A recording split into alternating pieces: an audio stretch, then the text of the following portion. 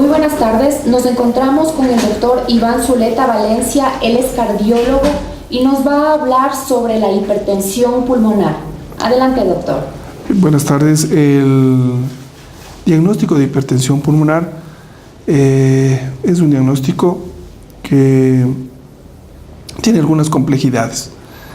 Primero, la hipertensión pulmonar es una enfermedad que está relacionada con las arterias pulmonares y el parénquima pulmonar en general. Esta se refiere a un aumento de la presión intraarterial, similar a lo que se puede conocer la mayoría de gente con la hipertensión arterial sistémica. Ambos son dos circuitos y el circuito mayor es de la hipertensión sistémica y el circuito menor es del circuito pulmonar. Este circuito pulmonar también puede ser afectado y generar cifras de presión por encima de sus valores normales que oscilan entre 30 y 15. El circuito mayor, sus cifras oscilan entre 120 y 80, que todos conocemos. Las causas de la elevación de esta presión son múltiples. La mayoría de estas son idiopáticas, es decir, no estamos muy claros en su origen. Algunas de ellas son congénitas, que se refieren, muchas de ellas en general, a problemas cardíacos. También hay factores externos, drogas, la polución, etcétera, que pueden desarrollar una hipertensión pulmonar. Su diagnóstico es difícil, puesto que no es fácil medir la presión arterial pulmonar, como lo podemos hacer en la presión arterial sistémica, que colocamos un esfingomanómetro, lo medimos y sabemos qué presiones está manejando esta persona. En la hipertensión pulmonar es distinto. Los métodos para diagnóstico generalmente eran invasivos, colocando catéteres a nivel de las arterias pulmonares, y de esa manera podríamos medir qué cifras podrían estar manejando un paciente X. La ciencia médica, con su avance, y la ecocardiografía también con su desarrollo, nos permiten medir la presión pulmonar de una manera indirecta a través de este método.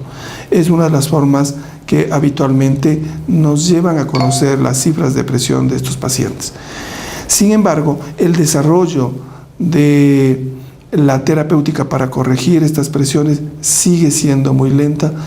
Hay muchos factores desconocidos en su causal para desarrollar esta enfermedad, y las pocas drogas que tenemos en el mundo son muchas de ellas de alto costo. Su manejo, pese a eso, sigue siendo insuficiente y es una enfermedad de alta morbilidad y alta mortalidad.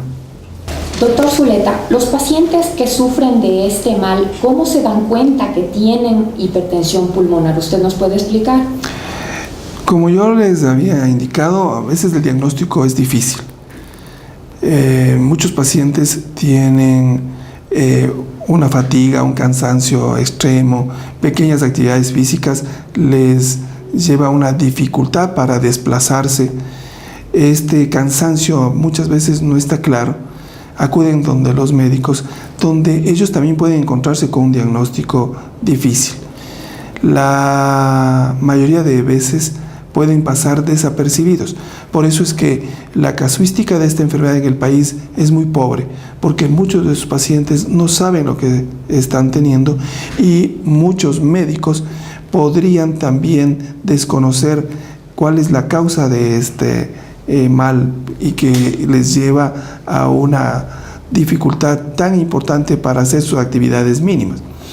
El desarrollo de esta enfermedad, dependiendo de la causa, puede durar mucho tiempo, y el momento que se establece su diagnóstico puede ser incluso demasiado tarde, con graves lesiones en las arterias pulmonares, las cuales se han fibrosado, no permiten el intercambio de oxígeno, y estos pacientes terminan con una dificultad ventilatoria grave que les lleva a desenlaces muchas veces, o la gran mayoría de veces, fatales. Entonces, la sospecha frente a una causa de una falla ventilatoria o cardíaca derecha, edemas, dificultad para caminar, disnea, cianosis, puede llevarnos a alguna sospecha. Un ecocardiograma, que es un estudio fácil y que nos permite acceder sin invadirle al paciente, nos puede llevar a un diagnóstico muy rápido, no solo para definir los criterios de hipertensión, sino para saber el grado de repercusión, sobre todo en las cavidades derechas cardíacas. Estas pueden estar dilatadas por efecto de la hipertensión pulmonar. Entonces, el médico con un informe ecocardiográfico puede llegar a un diagnóstico de una manera más precoz y probablemente puedan establecer métodos terapéuticos que le permitan mejorar la calidad de vida de este paciente. Esta es una forma muy rápida de poder llegar a un diagnóstico, pero siempre tiene que haber la sospecha por parte del médico de esta enfermedad, que es rara, que es muy letal y que su casuística en el país es prácticamente desconocida. ¿Qué cree que deberíamos hacer para conocer de esta enfermedad? Primero hay que tener claro que es una patología que podría ser frecuente en nuestro país. Nuestras generaciones anteriores, muchos de ellos cocinaban con leña. El humo podría ser un desencadenante. Muchos pacientes tienen un cor pulmonar asociado a cifras de presión muy alta.